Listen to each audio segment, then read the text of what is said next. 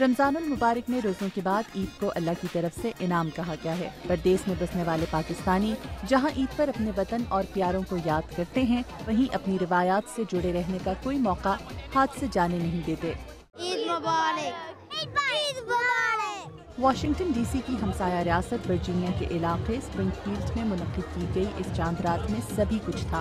खवातीन के लिए जदीद कपड़े, बनाव सिंगार के लिए दीदा ज़ेब ज़ेवरात और मेहंदी के स्टॉल्स, जहां छोटी बच्चियों से बड़ी खवातीन तक सभी ईद की मुनासबत से मेहंदी लगवाती दिखाई दे रही थी।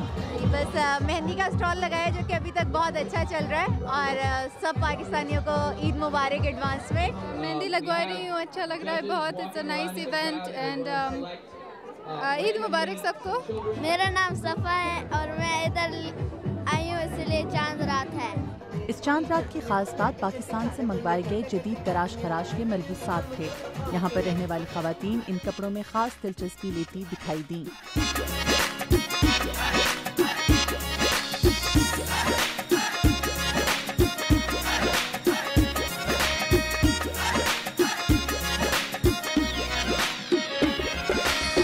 चांद रात के इस मेले में आए हुए लोगों ने इस तकरीब को सराहते हुए अपने वतन की याद भी ताज़ा की। ये हमारे लिए फंक्शन बड़ा अच्छा होता है। परदेश में आए हुए हैं तो ये एक रात होती है, फैमिलीज वगैरह, बच्चे वगैरह आए हैं, वाइफ्स आई हैं, मेहंदी वगैरह लगवा रहे हैं। तो पाकिस्तान में भी जो लोग हैं उन सबको ईद मुबारक। मुझे लग रहा है ये सिर्फ पाकिस्तान में ही हूँ, मुझे कुछ फील नहीं हुआ कि हम अलग जगह, क्योंकि पाकिस्तानी लोग हैं, वैसे ही उन्होंने ज़रक पर कपड़े पहने हुए हैं और रौनक लगी हुई है। आई थिंक ये पाकिस्तानी कम्युनिटी के लिए बड़ा अच्छा है, दे कम टुगेदर, और एज ए कम्युनिटी के तौर पे भी इस्लामिक त्यौहार भी है हमारा और पाकिस्तानी को भी मौका मिलता है इकट्ठे आने का, बैठने का। अच्छा है, इस गुड। इस मौके पर मौसीकी का एहतमाम भी किया गया था।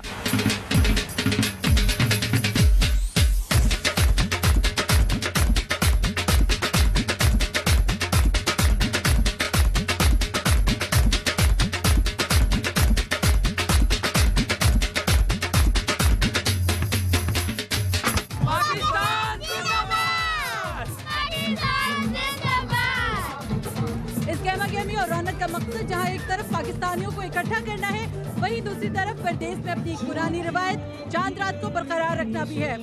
Madiha Anwar, VOA, Springfield, Virginia.